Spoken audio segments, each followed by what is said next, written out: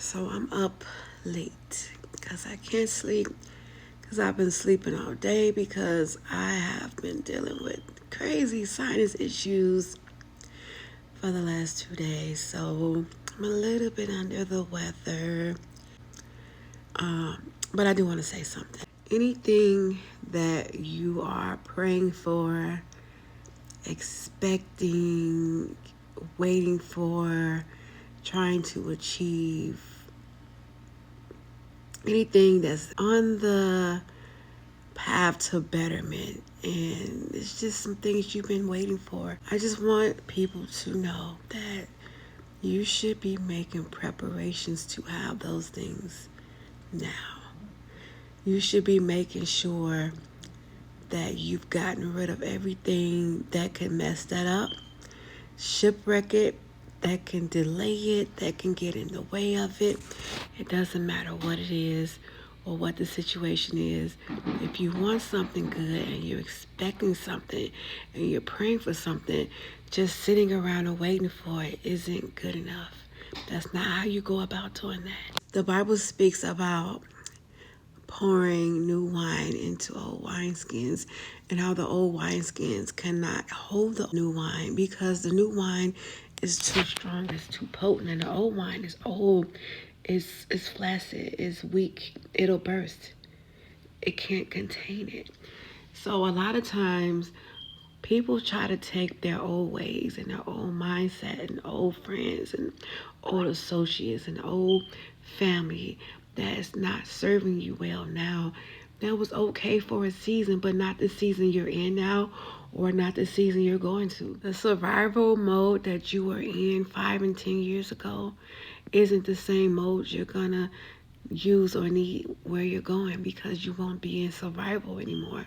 So taking your old methods and your old way of thinking and your old strategies and the old you and the old way you survive into the new thing, it's not gonna sustain a new thing because a new thing is something completely new. You have to know how to release, how to let go, and how to trauma dump. You got to know how to get that stuff out and get rid of it. And that's what you should be doing right now while you're waiting. That is part of your preparation. Your mindset has to shift. You have to understand that this ain't that no more. And that ain't going to work for that. It won't. It's not designed to. When you get a new car, you get new keys. The old keys won't open the new door because it's not designed to. That new car has its own set of keys, and that new car works the way that new car works, and it has a lot of settings and things that the old one didn't have, and that's why you don't want the old one no more, because the old one is old. It doesn't work. It doesn't serve you. It's broken down. It's not a great thing for you to have. It's not sustainable. It's not even safe for you to be in anymore. But you want to take those old keys and try to start a new car with it. You're going to realize it don't work. And you know why it don't work? Because it doesn't go there. How your old friends did you dirty, it's not necessarily gonna happen to you with the new ones. How your old relationships failed, how you were mistreated, how you were misused, how you were taken advantage of. You can't take that protective mindset over to somebody who ain't gonna do you like that. You know why? Because they ain't them. They don't even have the same characteristics, but you in that same defensive, the survival mode. No, you're going to mess it up, and then you're going to mess it up forever, and you're going to mess up a good thing because you're trying to put something new in old wineskin. You're trying to function in the new with the old mentality. And one of the hardest things you're going to have to do is unlearn you. You're going to have to unlearn some trauma, unlearn some survival ways. You're going to have to unlearn some things that you learned that help sustain you in your hard times, in your difficult moments, in those days that you had nobody else but you. And this helped for the moment. It's what you use to sustain yourself, but it's no longer useful. You gotta throw it away and get rid of it. Just like in the Bible where the Israelites were living with the Egyptians. At one while, it was a famine in the land of Canaan. And they went there because Joseph had it set where they were able to survive and live and thrive and grow and build and not lack anything. But after a certain amount of time, 3, 4, 500 years later, however many years it was, they became slaves in that same land because that land that was once a blessing for them had become a curse, and they had to fight their way out. And when they fought their way out, and when Moses helped them exit that land, they had a problem with changing how they were thinking because they were no longer slaves. They were going into abundance, and they were in the wilderness murmuring and complaining, trying to take old ways and old mindsets into something really new, and they struggle with it. So it's common to struggle with that, but it took God to help them. So you got to go to God and you have to say, show me where I'm stuck. Show me where I'm still stuck in the old, where the trauma is still there, and then show me how to heal it and how to let it go. Sometimes you got to get rid of furniture, get rid of them old clothes, stop hoarding things you don't need no more. You don't even use this stuff, but you holding it for a rainy day, expecting it to rain when it ain't raining where you going. It ain't raining where you're praying for it. Ain't no rain over there. It's just sunny days. Granted, be wise. I'm not saying don't have any form of preparation, but I'm just saying, like, that mentality has to change. The easiest way to mess up something good is to go over that with trauma and unresolved issues on the inside. So your preparation is more than monetarily.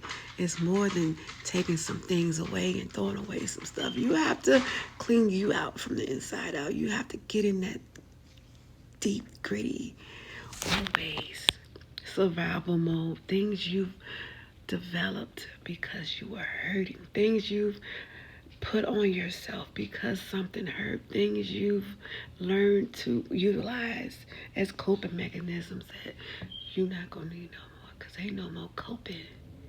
You're healed, you're whole, you're entire, you're lacking nothing. And it's okay. I'm looking forward to childlike joy in my next season. I'm not worried about who gonna do me dirty or who's gonna flip or fold, who's gonna try to take my kindness for weakness, because I'm not even finna keep meeting them type of people. I learned how to discern. I've learned how to know who to watch out for and to go to God about everything going forward. But nevertheless, I'm not going over there in my next, taking my old with me, and that old ain't gonna help me in my next. It's only gonna mess up my next, because this new wine, it's some strong, it's some potent stuff. It's some stuff I ain't never had before. It's some stuff God has given me that I cannot pour into an old vessel or an old wineskin. So get your wineskin prepared. Get rid of the old so he can replace it with the new. And don't take none of that stuff with you. You don't need it. And changing how you think takes time. So while you're waiting, while you're praying for, while you're expecting, do the preparation. Do the preparation. Do the preparation. It starts with you. It's okay to go to therapy if you need it. It's okay to pray. It's okay to cry. Let it go, let it go, let it go, let it out. Get rid of some stuff. Mourn it if you need to mourn it, but only for a day. I don't even say mourn it. You got one day to think about it and be like, dang, I might miss this, but you're not ready for the new if you can't let go of the old. You're not ready if you're struggling to get rid of people. Old friends, old relationships, old comfort zones. You're not ready. And that's probably why you ain't got it yet. And you probably won't get it, because you're not going to get it trying to carry something which you shouldn't carry. You're not going to get it looking back. Looking forward is different. Your next is different. Your next is new. And you ain't never experienced that before.